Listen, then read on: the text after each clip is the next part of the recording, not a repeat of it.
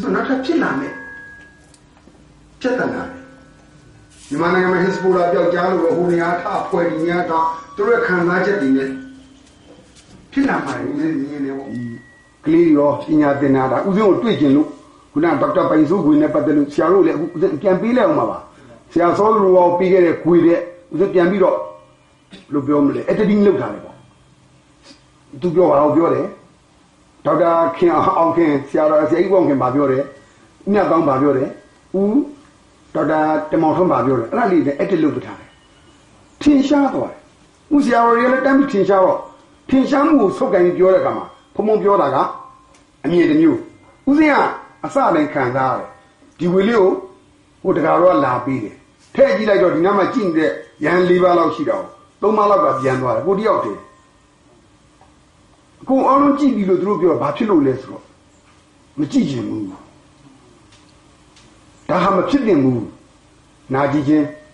ကောက်ကြည့်ချင်းရုံမှချင်းသူတို့မှခံစားမှုတွေပြည့်ကဲကွာအဲ့ခွေလေးပြီးဟိုမျိုးတွေကကွန်ပျူတာဆိုင်မှာသွားပြီးခွေလေးထုတ်ကြည့်ပါဦးကွာငါဒါလေးကော်ပီပွားပြီးသားမအောင်အစာလေးပဲကြည့်ပြီးတော့ခုနကသူ့ရဲ့အဖွင့်လေးကွာဒီ MCA ရဲ့လောက်ထားတဲ့သဘောကကြော်ညာတိတ်ကောင်းတယ်ပေါ့ပညာနဲ့မိမိရဲ့ဥစ္စာမြင့်တင်လိုက်တာအဖွင့်မှလည်းအားလုံးကရင်နာပြီးရှင်များတဲ့ကုကူကူနေပြီးတော့လုံးမပေးနိုင်ဘူးမင်းကငါပတ်စံနဲ့ခိုင်းပြီးမင်းလုတ်တဲ့နာလုတ်တော့မင်းဗုဒ္ဓဘာသာတယောက်နဲ့ဥစဉ်ကိုမင်းနားလဲပြီးအဲ့ဒါရှင်ဘမောပြီးတော့ကူပေးလိုက်မယ်လည်းမကြည့်ကြတော့ဘူးအဲ့လိုဖြစ်ပါ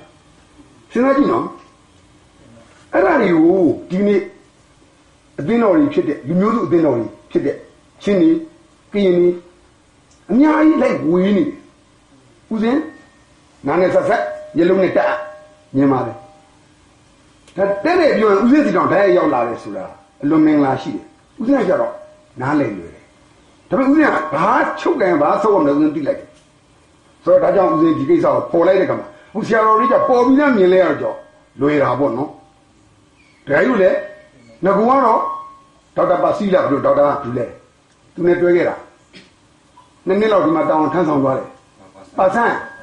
ကဒေါက်တာပါဆန်းကားရီပဲလိန်သွားတယ်ဥစဉ်ဒီသတင်းတွေဥစဉ်မှာရှိတယ်ဒါဥစဉ်ကိစ္စမဟုတ်ဘူးဥစဉ်ကိစ္စက तू စစ်မှန်လား तू ဘယ်လောက်ထိအဖိုးတန်တယ်လဲဆိုဥစဉ်လိုက်လို့ပေါ်လာတဲ့အခါမှာကျတော့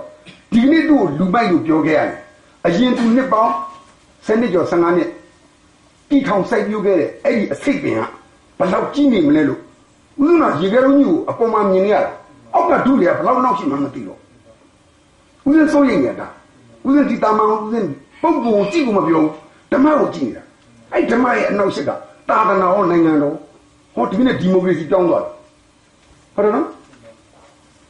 ဘာသာရေးဒီမိုကရေစီလိုချင်နေကြပြီလားဥစဉ်မြင်ရတော့အဲ့ဒီမိုကရေစီကြောင့်ဖြစ်ပေါ်လာမဲ့ခေါင်းဆောင်တွေအခုဥစဉ်ရိုးလေးပဲပြောကြည့်မယ်တခါလို့မဲပေးခွင့်ရပါလားတခါလို့လုံးဝမဲမပေးရဘူးလားခရိယန်ဟမ်ခရိယန်ဘုန်းတော်ကြီးမဲမပေးရဘူးဆိုတော့ဒီနေ့မဲပေးလိုက်လို့တင်လာမဲ့အမေစုဦးဇင်းတို့ဗုဒ္ဓဘာသာရဲ့အရင်တုန်းကတခါလို့လည်းသိတယ်ဒီခရိယန်သမိုင်းကြောင်းကိုပြန်လန်လိုက်ပေါ့နော်ဦးဇင်းတို့ငယ်ငယ်တော့နမကာရတော့အောင်ကြီးရှိပါလို့မိဘရန်တက်တယ်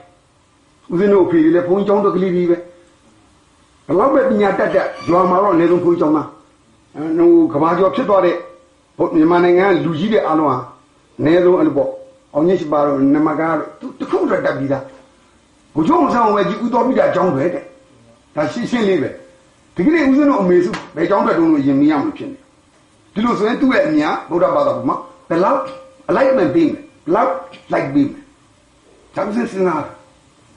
ဦးဇင်းတို့လည်းလူဘွားဒီလောကတွေကလာတာကိုကိုယ်ရဲ့အများနဲ့လုပ်ခဲ့တယ်ဒါပေမဲ့ဦးဇင်းဒီနိုင်ငံကြီးကိုဘာမှမလုပ်ချင်စိတ်ဝင်စားဘောတော့သူ့လမ်းသူဦးဇင်းကဓမ္မလမ်းကိုသွားတာအခုစားဓမ္မလမ်းကိုလာတဲ့အနောက်ရှက်ကိုဦးဇင်းကကာလာဦးဇင်းမတိုက်ချင်ဗုဒ္ဓရဲ့သဘောကခုနလိုပေါ့လက်မခံတာပဲရှိတယ်ပြန်ဆဲတာမဟုတ်ဒါအဲ့ကြောင့်ဒီခါကြီးကိုဦးဇင်းကကြောက်လိုက်အတွက်အများကြီးဝမ်းသာတယ်လောဆယ်ဆရာတို့ဘာလို့ပြီးနိုင်ပါလဲဒါဆရာတို့ဘက်ကဘယ်လောက်တောင်းယူမလဲအဲ့တော့ဦးဇင်းတော့ဘလို့ပြန်ဖြေရှင်ဦးဇင်းဘာတွေလိုချင်လဲဦးဇင်းပြောမယ်အဲ့တော့ဆရာလောက်ပါဆရာဦးစောရွှေလင်းနဲ့ဆရာတို့ နည်းနည်းတော့ဆွေးနွေးပြီးသားလို့လည်းသိပါတယ်လုပ်ပါဦးအဲ့ဒါဦးစင်းနည်းနည်းလေးဆရာတော်လည်းသိအောင်ယဟန်တန်ဃာတော်များနဲ့ဘာသာဝင်သူတို့စင်များတို့လည်းမြန်မာနိုင်ငံခရစ်ယာန်တော်များကောင်စီကိုစားတွေ့ရတာမင်္ဂလာရှိပါတယ်လို့နာမဖော်ပြခြင်းပါတယ်ပထမတစ်ချက်အနေနဲ့ကျွန်တော်အနေနဲ့ခရစ်ယာန်သာသနာအဖွဲ့အစည်း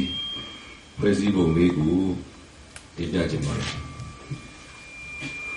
မြန်မာနိုင်ငံခရစ်ယာန်အသင်းတော်များကောင်စီအဲ့ဒီခရစ်ယာန်အသင်းတော်များကောင်စီမှာဂိုဏ်းကနအဆင့်နိုင်ငံအဆင့်အဖွဲ့ဝင်အသင်းတော်ကြီး14ပါးပဲရှိပါတယ်ဒီ14ပါးဟာမိုင်းကြောင်းအစဉ်အလာအရရှိထားပြီးသားအသင်းတော်ဂိုဏ်းကနကြီးများဖြစ်ပါတယ်ထို့အတူကက်သလစ်ဆရာတော်ကြီးများအဖွဲ့ချုပ်ဒီကက်သလစ်ဆရာတော်ကြီးများအဖွဲ့ချုပ်မှာမြန်မာနိုင်ငံမှာရှိကြသောကက်သလစ်ဘာသာဝင်အားလုံးတို့ဟာကက်သလစ်ဆရာတော်ကြီးများအဖွဲ့ချုပ်နဲ့ဆက်ဆိုင်ပါတယ်ဒီနှစ်ဖွဲ့ကတော့ဖြင့်နိုင်ငံတော်အစိုးရပိုင်းဆိုင်ရာမှာခရစ်ယာန်ဘာသာသာသနာနဲ့ပတ်သက်လာပြီး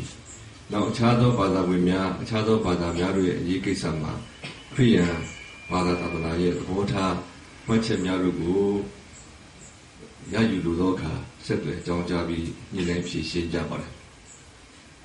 ဒီအဖွဲ့နှစ်ဖွဲ့ရဲ့အဓိကအချက်ကတော့ငြိမ်းချမ်းရေးတရားမျှတရေးနဲ့လွတ်လပ်မှုဒီတရားတွေကိုမေတ္တာတရားပေါ်မှာအခြေခံပြီးညှိနှိုင်းဆောင်ရွက်သွားဖို့ရန်ပြီးတော့ခရစ်ယာန်အသင်းတော်များတလုံးတဝါဒီစူးစီးညီညွတ်လျက်မြန်မာနိုင်ငံမှာခရစ်တော်ရဲ့တရားကိုပြသဖို့ရန်ဒီလိုရည်ရွယ်ထားပါတယ်ထို့အတူဒီအဖွဲ့နှစ်ဖွဲ့မှာမပါဘဲနဲ့ရှိနေကြသောခရစ်ယာန်အသင်းဖွဲ့များမြောက်များစွာရှိပါတယ်ဒီခရစ်ယာန်အသင်းဖွဲ့များကဒီကိုပင်မအသင်းဖွဲ့များနေခွဲထွက်ပြီးတော့တွားကြသောအသင်းဖွဲ့များကပို့ပြီးတော့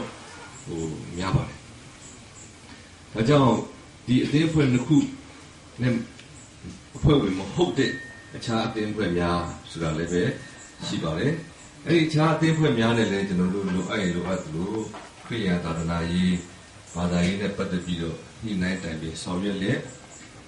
ရှိပါတယ်ဒါကြောင့်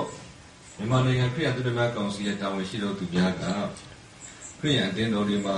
တောင်းမလဲလူထုပြည်သက်ရှိမှာခရစ်စမတ်နေ့တို့တော်တော်ကောင်းအခြားခြားသောခရစ်ယာန်ဘာသာများနဲ့ပတ်သက်သောပွဲနေ့များမှာဟောကြားတဲ့အခါဟောပြောတဲ့အခါမှာအခြားဘာသာဝင်အခြားသာသနာကိုထိခိုက်နစ်နာစေမဲ့ဟောပြောတုံ့ပြန်မှုများမပြုလုပ်ကြဖို့ရန်ကျွန်တော်တို့တုံ့ပြန်ဖော်ပြမိတရားခံထားပါတယ်ဒီလိုအခြေအနေမှာကျွန်တော်တို့ရှိပါတယ်ဒါကတော့ဖွဲ့စည်းပုံလေးကိုဒီပြခြင်းဖြစ်ပါတယ်ဒုတိယအနေနဲ့ကတော့ဖြင့်ကျွန်တော်တို့ဒီခုနအဖွဲ့ဝင်အသင်းတော်ကက်သလစ်ဆရာတို့ကြီးများဖွဲ့အောက်မှာရှိကြသောအသင်းဖွဲ့များနဲ့ပတ်သက်လာတဲ့အရေးကိစ္စရပ်များရှိလာပါကကျွန်တော်တို့အနေနဲ့တာဝန်ယူပြီးတော့ညှိနှိုင်းတိုင်ပင်ဆောင်ရွက်ခဲ့တဲ့အလေ့လာလည်းရှိပါတယ်ဒါတော့ကျွန်တော်တို့အနေနဲ့ယူသားတော့ပြန်ကျင်းပတ်ဒုတိယတစ်ခုကတော့ဖြင့်ခုနအသင်းဖွဲ့များနဲ့မပတ်သက်တော့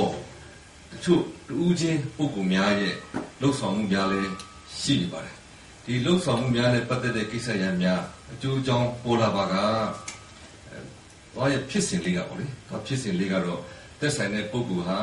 သက်ဆိုင်တဲ့သာသနာရေးဦးစီးဌာနမှာသာသနာရေးဝန်ကြီး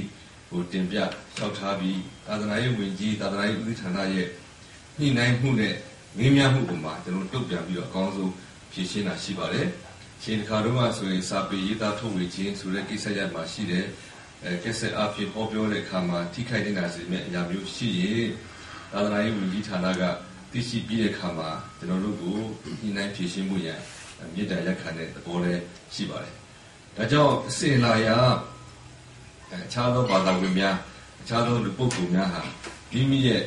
ဘာသာတရားနဲ့ပတ်သက်တဲ့ကိုယ်ရေးကိုယ်တာကိစ္စရပ်တော်၎င်းထိုနည်းတူအသင်းအဖွဲ့နဲ့ပတ်သက်တဲ့ဘာသာရေးနဲ့ပတ်သက်သောအသင်းအဖွဲ့ကိစ္စရပ်များယုံကြည်မှုဓမ္မကြောင်းကိစ္စရပ်များပေါ်လာပါကသာသနာရေးဝန်ကြီးဌာနသာသနာရေးဦးစီးကနေတစ်ဆင့်ကျွန်တော်တို့ကို ပေါ်ပြတဲ့ခါမှာကျွန်တော်တို့ကအစဉ်ချင်းရေးယူဆောင်ရွက်သွားတဲ့အတွေ့အကြုံလည်းရှိပါတယ်။ဒါကြောင့်ဒီနေ့ဖြစ်သွားနေသောကိစ္စရပ်များမှာကျွန်တော်တို့အသင်းတော်ကြီးများဖြစ်သောခုနမြန်မာနိုင်ငံနှစ်ချင်းဂိုင်းကြီးအစ်စ်နေဌာနချုပ်အစ်စ်နေမှာကျွန်တော်သိမသိလိုက်ခုခေတ်ကလည်းခုနပြောသလိုဘုံပြောသလိုအင်တာနက်တွေဆက်သွယ်ရေးကညံတဲ့အခါမှာမမီလိုက်တဲ့အခါမှာတွေ့တော့ဆိုရင်တော့မှဒီအခွေကိုလုံးဝကိုမကြည့်ဘူးဦးစင်းရုံးကိုလာပြီးတော့ပေါ်ပြမှတာနေကျွန်တော်တို့ကသိရအတွက်ကြောင့်ကျွန်တော်အနေနဲ့ဒီနေ့မှာအလုံးစုံပြည့်စုံပြီးတော့ကျင့်နဲ့သွားတဲ့အဖြေကိုတော့မပေးနိုင်တာခုလိုပါ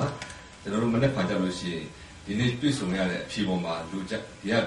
တောင်းတတဲ့လူလားချက်ကိုကျွန်တော်က public relations ဆိုတဲ့ပြည်သူ့ဆိုင်ရာကော်မတီမှာတင်ပြတဲ့အခါမှာတပတ်ခါမှာကျွန်တော်ဥဆောင်ဖွဲ့ခေါ်ပြီးတော့ခုနဘုံဥပဒေတင်ပြချက်ပေါ့လေဘယ်လိုဆက်လက်ပြီးတော့ EU ဆောင်ရမလဲဘယ်လိုညှိနှိုင်းမလဲဆိုတာကိုတော့ကျွန်တော်တို့ဆောင်ရွက်တော့လို့ရှိပါတယ်တစ်စင်းချင်းဆောင်ရွက်တော့လို့ရှိပါတယ်အဲ့တော့ဒီဆောင်ရွက်တဲ့အခါမှာကျွန်တော်တို့ဒါဆိုလို့ရှိရင်ကျွန်တော်တို့ခရီးခေါင်းဆောင်များအနေနဲ့ဒါဆိုလို့ရှိရင်ဘာပေါ့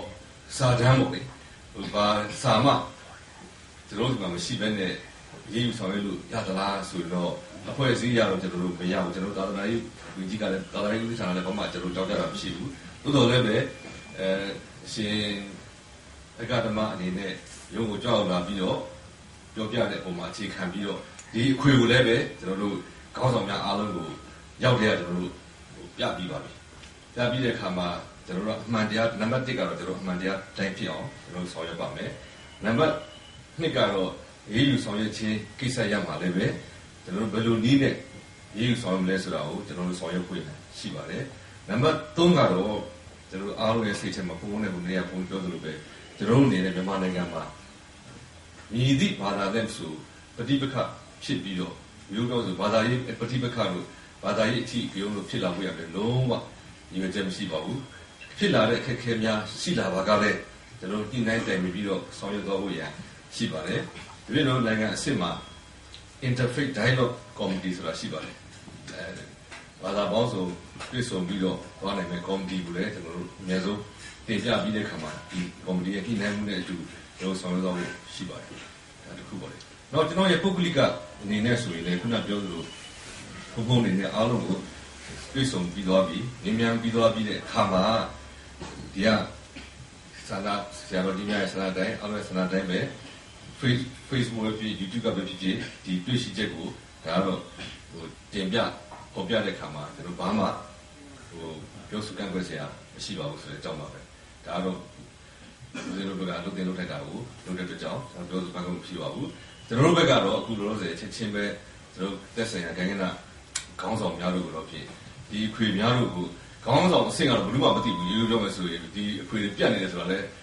မသိဘူးကျွန်တော်လည်းခါမှမကြည့်ဘူးတော့လည်းပဲအခုပြတ်နေပြီဆိုတာတော့အခုဦးဇင်းတို့ပြောလို့သိလာပြီကျွန်တော်တို့လည်းကြားလိုက်ပြီပေါ့လေတင်ကြားလိုက်ပြီဆိုတော့ကြောင့်ဒါကိုဆက်လက်ပြီးတော့ကြောက်ဝင်ခြင်းပေါ်ပြခြင်းမရှိဖို့ရန်ဒါဟာမှန်ကန်မှုမရှိဘူးဆိုတာကိုတော့ကျွန်တော်တို့ပေါ်ပြထားပြီးပါပြီနှုတ်အားဖြင့်ဖုန်းအားဖြင့်အားလုံးပေါ်ပြထားပါသူတို့လည်းမေးလာတဲ့အခါသူတို့လည်းဒီနေ့ကျွန်တော်တို့တွေ့ဆုံတဲ့အခါမှာဒီဆရာတော်တို့တောင်းဆိုချက်ဖြစ်စီခြင်းနဲ့ဆန္ဒကိုကျွန်တော်နှစ်ဖန်တိုင်းပြန်တင်ပြပြီးတဲ့အခါမှာအဲ့ဒီပုံမှာတစ်စိမ့်ချင်းကျွန်တော်တို့ဆောင်ရွက်သွားဖို့ရရှိပါတယ်ဆောင်ရွက်မှုဖြစ်စဉ်များတို့ကိုလည်းပဲကျွန်တော်ဒီကပြည်စုံတဲ့ဆရာတော်များတို့ကိုကျွန်တော်ဖုန်းအားဖြင့်တော့ကျွန်တော်ရဲ့လုပ်ဖို့ဆောင်ရွက်ကူစားတင်ပြတော့မှာဖြစ်ပါတယ်ဆိုတော့ကျွန်တော်အနေနဲ့ဘုံရဲ့ပြောကြားချက်ကိုကျွန်တော်အရင်ဘောတူပါတယ်ကျွန်တော်တို့ရဲ့ဓမ္မကျွန်တော်တို့ပေးတဲ့လင်းဟာမှားသွားရင်အဲဒီမှားတဲ့လူနောက်ကိုတောက်လျှောက်လိုက်သွားမှာလေကျွန်တော်တို့စိုးရိမ်ပါတယ်ဒါကြောင့်လွန်ခဲ့တဲ့83ခုနှစ်တုန်းကတော့တစ်ခုကိုသွားတဲ့အချိန်မှာကျောင်းဘုန်းကြီးကျောင်းပြီးတော့သွားပြီးတော့မိတ္တရက်ခံပြီးတော့တညတော့တဲပြစီအဲဘုန်းကြီးကလည်းကျွန်တော်လည်းမေ့နေပြီမိုးကုတ်ဘက်မှာသူကမြတ်ခရစ်ယာန်လားဟုတ်ပါတယ်အဲဆိုရင်ဒါကသူရင်းနေနှုတ်ဆက်ကြတာပေါ့ဆိုပြီးနှုတ်ဆက်ပြီးတဲ့အခါမှာကျောင်းလေးကလည်းစကားပြောရင်းနဲ့ဒါကြီးတဲ့အခုကအမှားတွေကများလာတဲ့အခါမှာအဲ့ဒီအမှားတွေကအမှန်ဖြစ်လာတော့နောက်လူတွေက